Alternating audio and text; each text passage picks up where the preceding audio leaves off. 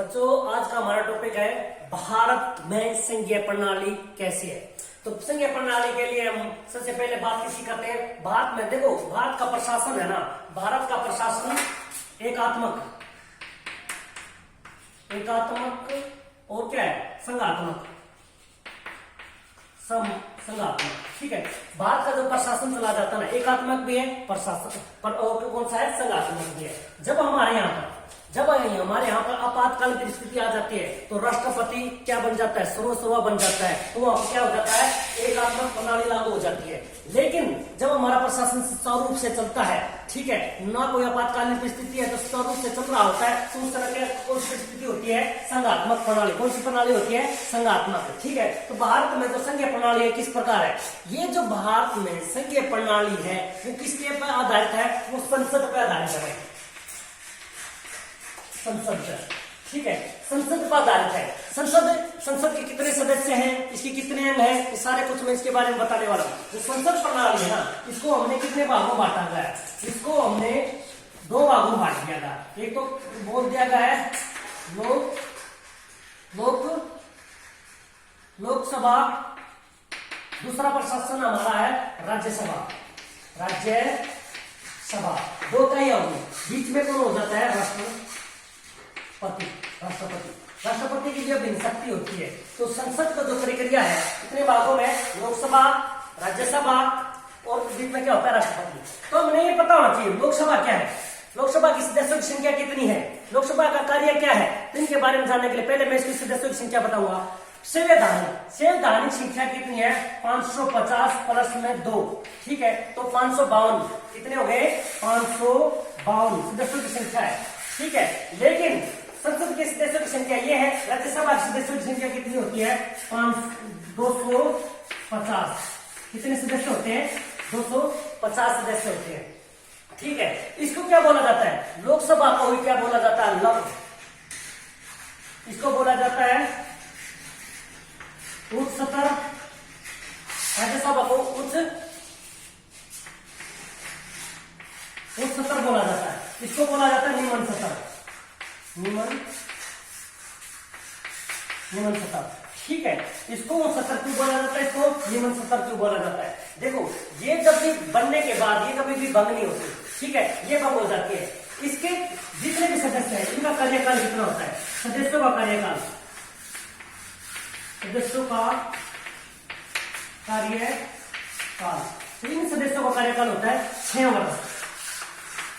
जो निम्न सदन होते हैं इसका कार्यकाल कितना होता है, इनका कार्यकाल होता है 5 वर्ष, ठीक है। इनका 6 वर्ष होता है, इनका 5 वर्ष होता है, ठीक है। इनके सदस्यों की संख्या कितनी होती है, 552 होती है। 2 सदस्य क्या होते हैं, एंग्लो इंडियन के सदस्य होते हैं, 2 सदस्य एंग्लो इंडियन के होते हैं। वर्तमान में इसके सदस्यों की संख्या कितनी है, वर्तमान में 543,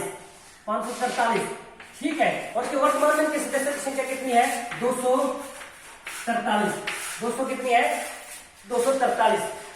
लेकिन इसके लिए राज्यसभा, इसका अध्यक्ष कौन होता है, सभापति कौन होता है, इसके वर्तमान सभापति, इसके वर्तमान अध्यक्ष। देखो, लोकसभा का वर्तमान अध्यक्ष कौन है, वर्तमान अध्यक्ष है ओपी बिड़ला, ओम बिड़ला, ठीक है। इसका कौन है, वर्तमान क्या है, अध्यक्ष। और उपाध्यक्ष कौन है, उपाध्यक्ष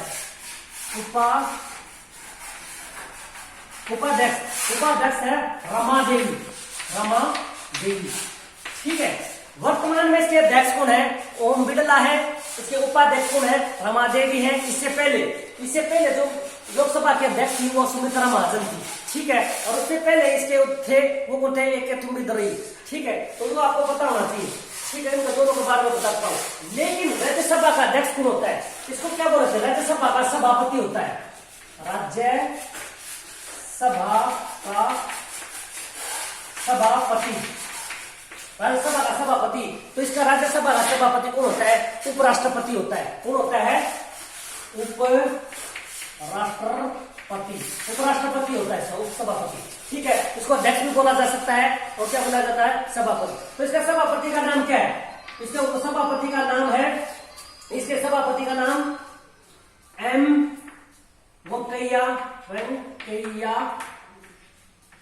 नायडू। कौन है? एम वेंकैया नायडू। इसके उपसभापति या उपाध्यक्ष, इसके उपराष्ट्रपति होता है। उपसभापति कौन है?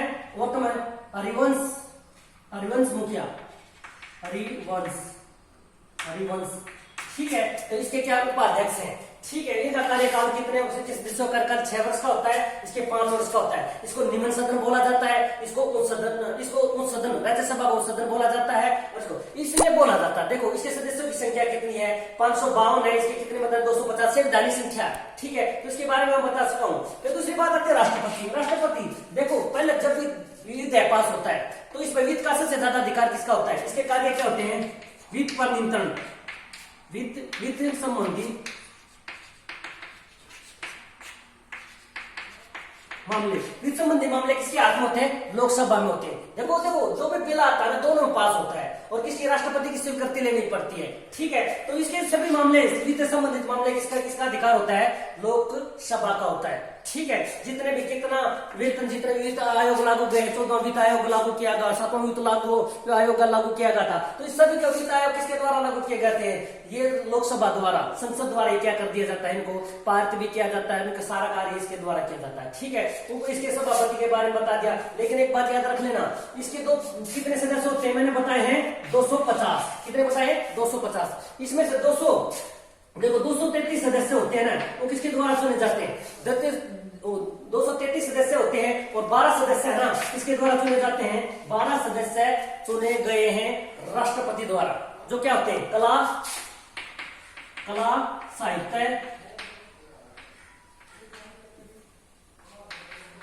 साहित्य, विज्ञान, कला, साहित्य, विज्ञान के क्या होते हैं? विशेषज्ञ होते हैं। ठीक है, इनको चुना जाता है। पिछली बार आपने सुना होगा जो राष्ट्रपति सुनता कला के लिए किसमें? जिसमें सचिन तेंदुलकर को भी क्या कर दिया रखा था, उसने इसका सदस्य बना दिया गया था। इसलिए सब क्या इसमें राष्ट्रपति जो उनको चुनता है तो 12 सदस्य कला, साहित्य, विज्ञान इनसे संबंधित तो उनको क्या करता है? चुना जाता है। इसी प्रकार हरियाणा में, अब हरियाणा से है हम बिलोंग करते हैं तो हरियाणा की बात करेंगे। हरियाणा में राज्यसभा की सीटें कितनी है? 5 है। राज्यसभा की सीटें कितनी है? 5 है। ठीक है, तो आपको इसके बारे में पता होना चाहिए। और ये पूछा जाए हरियाणा में संसद की सीटें कितनी है, तो हमें कितनी बता देनी है? 10 सीटों का क्या कर देना, हमें वर्ण कर देना है। इनके सभी के बारे में बता दिया मैंने। लोकसभा के संघात्मक होता है, इसका क्या होता है? इसी के आधार पर क्या होता है? प्रक्रिया सारी चलती है। इसके बाद इसके कार्य बता देंगे। राष्ट्रपति है, राष्ट्रपति द्वारा क्या कर दिया? देखो राष्ट्रपति को हटाने की शक्ति किसके पास होती है? संसद के पास होती है।